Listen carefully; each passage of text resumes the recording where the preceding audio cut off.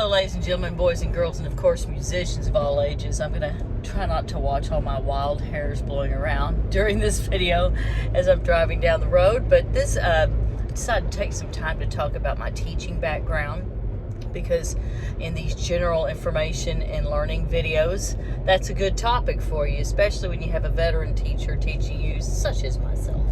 So I will tell you, my beginning of my teaching may have started in my front yard when I was a little bitty girl growing up over in the east side of Fort Worth, in an area called Hanley. I'd line all my dolls up under the pine trees and pretend like I was teaching them. And then, of course, I gotta say my teaching really did begin at my house over there on Meadowcrest Drive, because I taught baton twirling lessons in my driveway to several students. Some of them became state champions. It was really kind of exciting. But I was a baton twirler all through school, a two-time national champion, and I taught a lot of students over the years before I of course, went to teaching music full-time. So that was one thing I did at the beginning of my teaching career, and I'll say that it definitely started the passion, the bug of teaching that I really do enjoy so much. I'm going to switch hands for a minute. So from there, of course, I studied at TCU, got my bachelor's in music education for band directing, and also my master's of music, which is in flute performance. I taught first at a school in East Texas. I taught in Paris, Texas for a year out of college, and it was an interesting gig. I did the beginners. I taught some middle school there. Back then they still used the paddle, and I taught with some older veteran teachers that were pretty stern with the paddle. It was kind of weird, they used it a lot. And then I taught their majorette line, of course, with the high school band. That was an interesting year for me. I felt like I'd throw myself back in time like 20 years. It was different over there at that time. From then, I taught in Everman. I came back to the Metroplex, and Everman is on, how do I describe where Everman is? It's south of Fort Worth. So I taught there for like 13 years. That was a lot of my teaching done there. I enjoyed my time there. The school had its struggles, but it also had a lot of bright spots too, and the students were dedicated to teachers that were loyal to them, such as myself. So I really learned a lot about kids, and it definitely helped fuel the passion for teaching. It takes a special person to teach in a school where you don't really fit in, and I didn't fit in, but I did, because the students embraced me. From there, I broke their hearts. I really did, because I didn't even announce I was going to leave when I took the move to Azle. So I didn't tell them that I was moving, so I was going to switch jobs. I could have stayed, but the job opened up at the same time as the move, so I went on and took the job in White Settlement and taught there for like 15 years.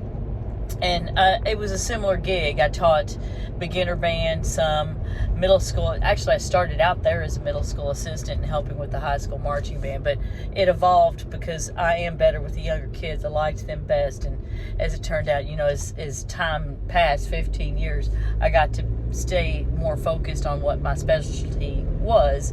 Easier to do it than talk about it, which was to work with beginner students and the younger students, and do just a little bit of help with the high school. So I was there for 15 years until I retired. That was a fun thing. And on the side all this time, except for the last part of my career over there at White Settlement, I was always teaching private lessons on the side, which is how you're watching this video. I've always liked teaching private lessons. Like I said, that was my first thing I did. And now, here I'm retired, it's my last thing that I'm doing is teaching private lessons. I really do enjoy it because of the individuality, working with one-on-one kids to get their individual goals. And I'm blessed to have a lot of talent. I would not say I'm a jack of all trades, master of none. I am a master of some things. I'm definitely a master of music and flute. And there are several other instruments I play just as well, pretty much. So I do enjoy being able to share anything I know.